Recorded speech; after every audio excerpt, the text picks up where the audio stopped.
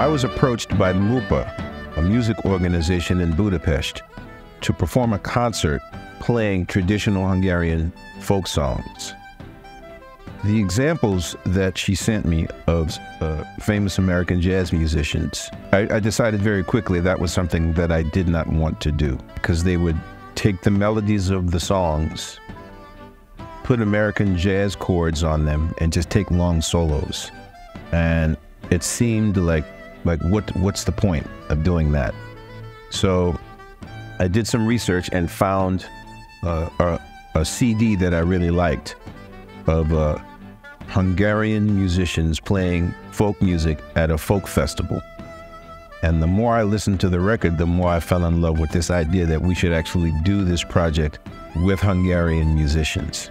I don't like to write anything until I can hear what I'm doing.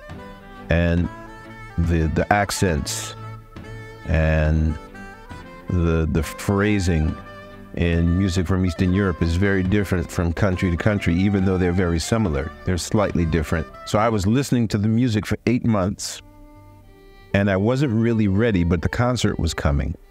And just before I started to write out the music, COVID showed up.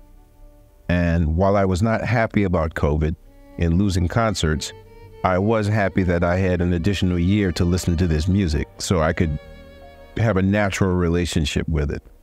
And after an additional 3 or 4 months, I woke up very early in the morning hearing melodies that sounded like the songs that I'd recorded, sounding like the songs that I'd listened to on the CD.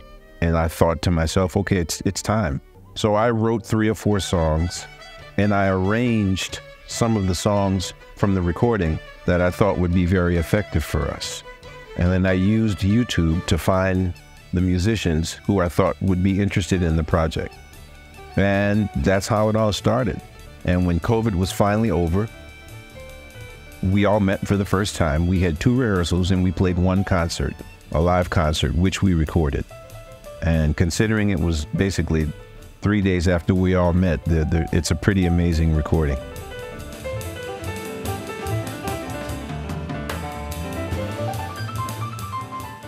Knowing that great composers such as Franz Liszt and Bela Bartok used folk music as the source material for a lot of their compositions, I did not spend much time listening to either of those composers any more than I normally have, because I was really focused on trying to have a sonic understanding of the folk music itself. So I went straight to the source and spent most of my time listening to traditional music.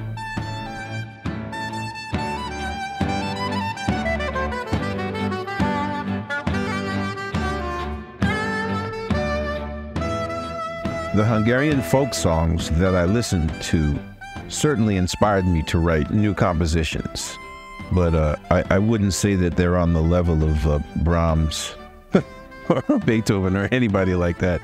They're just songs. They're just songs, and we used all of the musicians to create the sound of the songs together. I didn't write everyone's parts for them. I wrote 1 part, and it was very much the way that I operate with my jazz group. You write a melody and allow the talents of the musicians to make the shape of the song.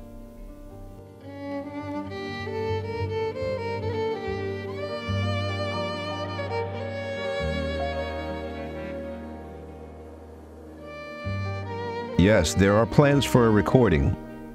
As a matter of fact, the recording is finished. See, we finished it last year, and we were not really sure if we were going to release it, when it was going to be released. So this concert tour just showed up very quickly. It wasn't part of a plan. It was suddenly my manager said, oh, I have some concerts for the Hungarian project. I went, really? Okay, great. So yeah, the record is finished. I'm not sure when it will be released, but we're talking to some friends in Poland, and they said that maybe we should release it soon, so we'll see.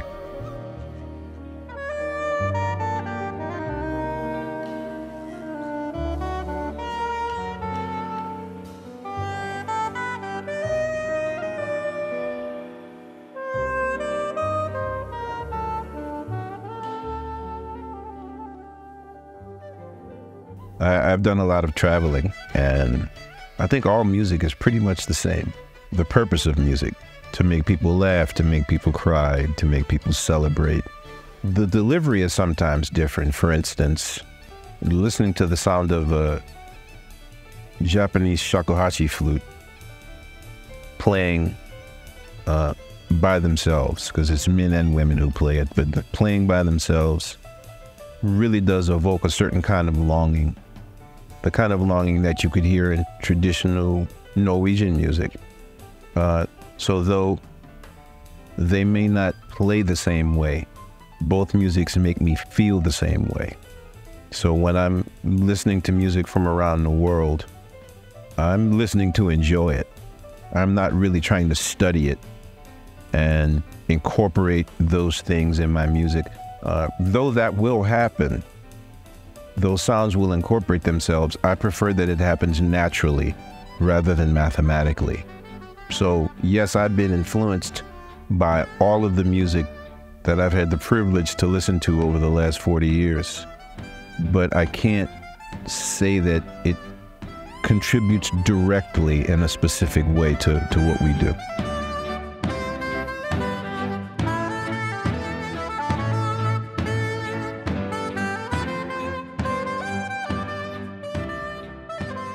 The source of the question is, what is music to me? And I don't know. I think it's kind of like saying, like, what is ice cream to me? I mean, I love ice cream. I feel good when I eat it. But what does it mean to me? I've never thought about that. I mean, music brings me happiness. You know, music can also make me cry. It is powerful. Great music actually seems to continue when words end, because words can evoke a feeling or an emotion, but the depth of the emotion is limited by the words and by the imagination of the reader. Music can take you beyond that to places that you never knew were possible, and that's very powerful and very meaningful to me.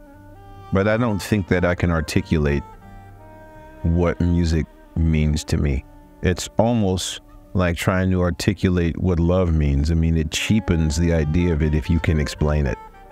So I don't know, but I do love it.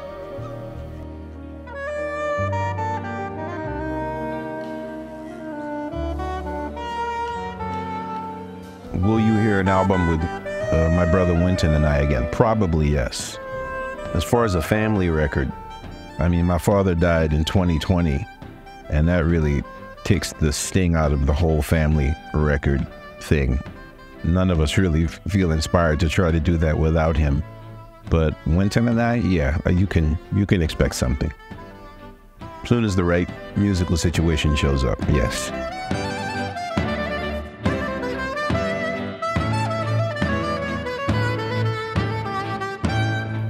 What are my fears and what are my hopes in 2024? I have no fears. We, as human beings, we tend to live in the moment where we are, and we make this moment the moment of the history of all moments. If one were to look at a documentary of Germany from 1933 to 1939, when the war actually started, there are parallels to what's going on now.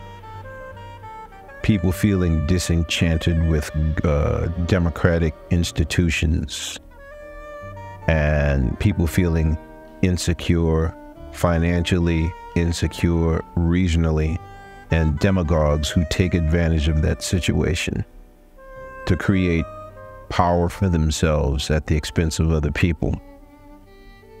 If you look at a history of the United States leading up to the Civil War in the United States, so from 1858 to 1861, before the start of the war, it was the same thing. hyperbolic newspapers filled with lies, firing up people to break away from the United States and start a new country. I mean, if you read these things and you know these things and you see what's happening now, it happens all the time. And one of the most inspiring things that I saw in the last 5 years was the election in Poland last year. Usually,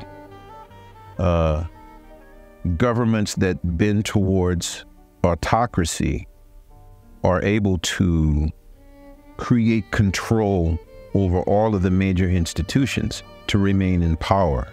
You see that in Hungary, you see that in Turkey, you see it, Donald Trump tried to do this in the United States. But to see the Polish people just say, nah, we like this thing we had more, was really inspiring. And it's what I ultimately believe, people yearn for a certain type of freedom. And there will always be people who are afraid. I guess this 1/3 of the population of every country is ruled by a fear of other people and a fear that things are being taken from them. I mean, the history of North America with the Europeans was when the Pilgrims got on a boat because they were being religiously persecuted in England. So then they take a boat for 3 months all the way to what is now America, land on the soil, and then proceed to persecute everyone who doesn't believe what they believe. So, I mean, none of this stuff is new. It's all old. And yet, we still find a way as human beings to rise above all of this bullshit. We just find a way to rise above all of it. And, that's one of the things about music. Music and the power of music rises up from all of this nonsense. Listening to what Dmitri Shostakovich wrote during Soviet times, during all of that societal repression, is astounding and amazing. I mean, it's one of those great gifts. So I am eternally optimistic. I believe that goodness always prevails in the end. And we have our troubles and we go backwards and things go sideways and, unfortunate people get caught in the middle of all of these crazy things. We see it happening right now, not far from here. But I think that goodness will prevail.